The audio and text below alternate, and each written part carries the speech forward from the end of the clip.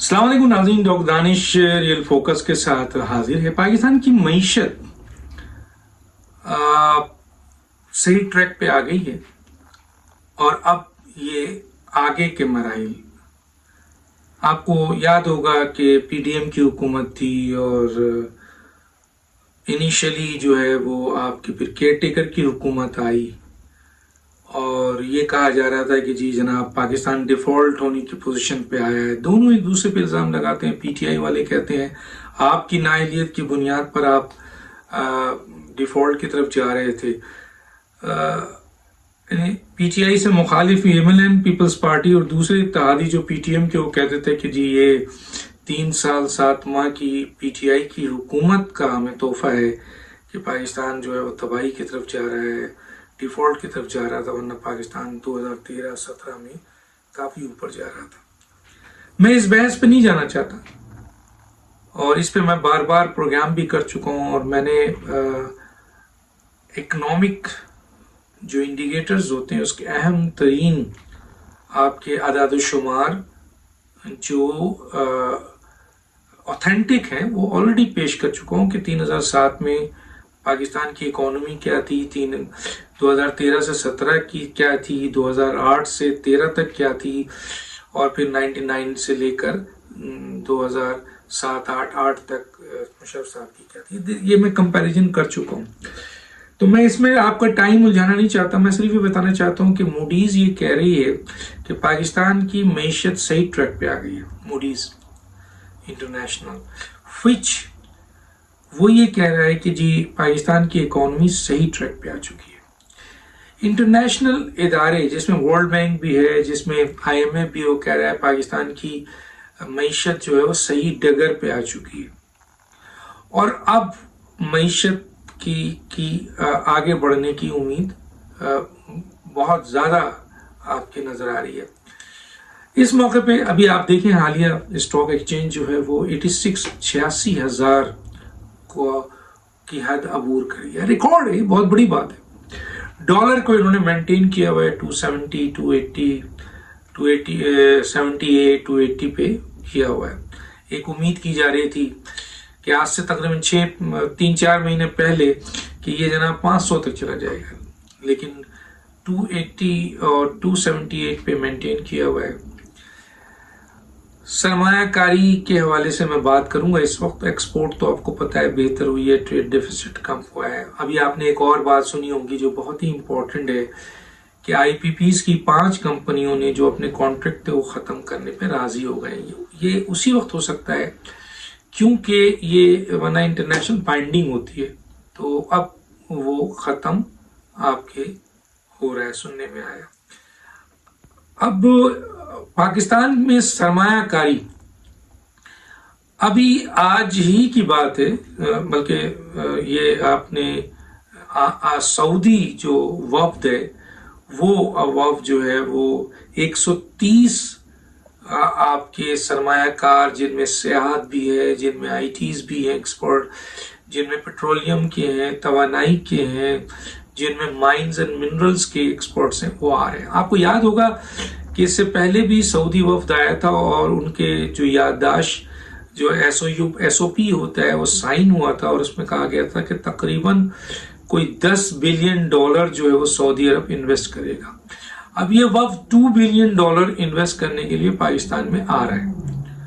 अब इस सऊदी वफ्द तो आ रहा है, इसके आ चुका तकरीबन, इसके बारे में कहा जा रहा है कि कुछ डेलीगेशंस पहुंच भी गए, कुछ लोग अहम तरीन जो डीलिंग्स है उसमें वो आ भी गए।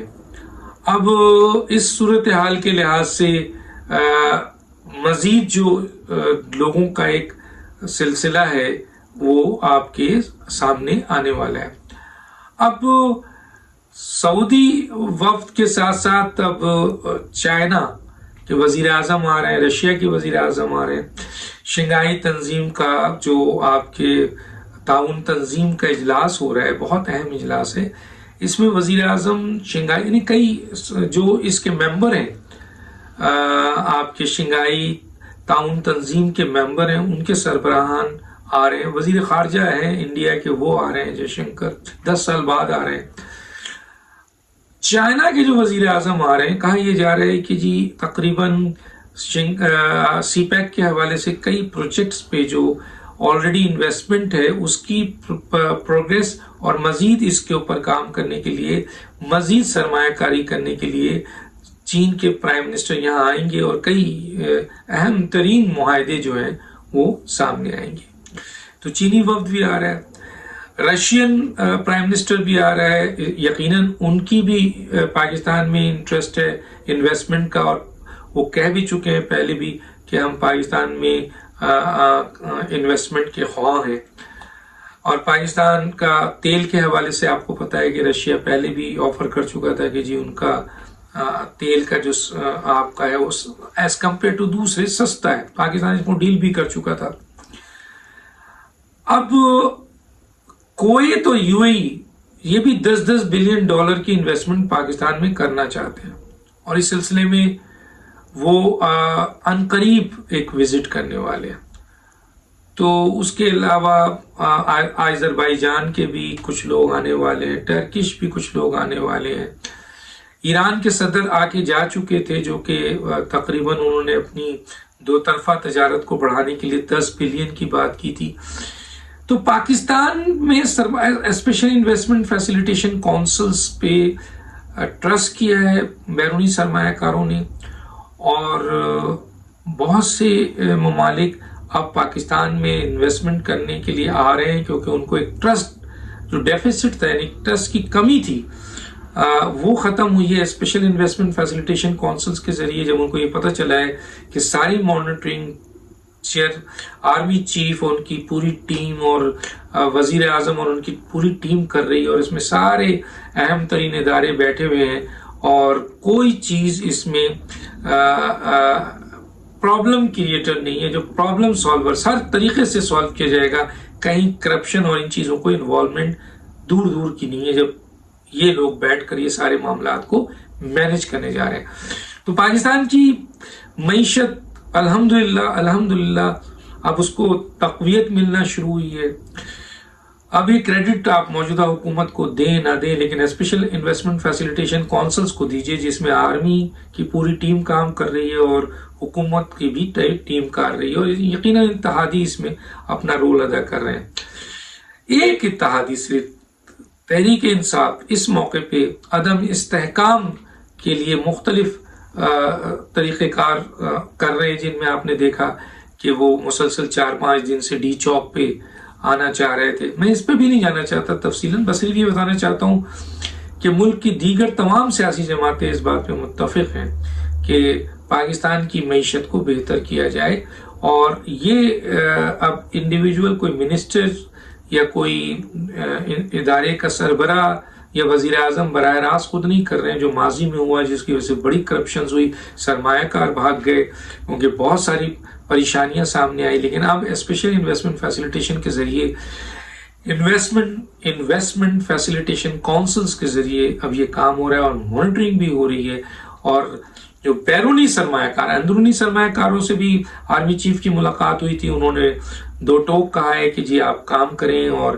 آپ کو کوئی پرابلمس ہے تو ہمیں بتائیں، تو ان کی طرف سے بھی کافی انویسٹمنٹ اب ہونے جا رہی ہے۔ لیکن سب سے اچھی بات یہ ہے کہ جو بیرونی سرمایہ کار ہیں ان کا اعتماد بحال ہوا ہے،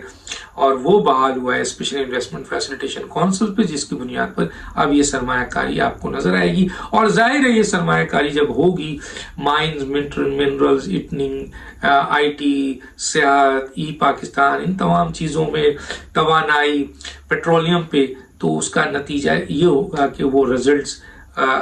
جب پاکستان کی معیشت مضبوط ہوگی، پاکستان مضبوط ہوگا، ان کے لوگ مضبوط ہو گئے، یقیناً انفلیشن ریٹ اور یہ مہنگائی وغیرہ بھی آگے چل کے کم ہوں گی، اور یہ جو بجلی کا بہت بڑا مسئلہ ہے جو کئی سالوں سے آ رہا ہے اس کو بھی ختم کرنے کی کوشش کی جا رہی ہے۔ تو اچھی بات ہے،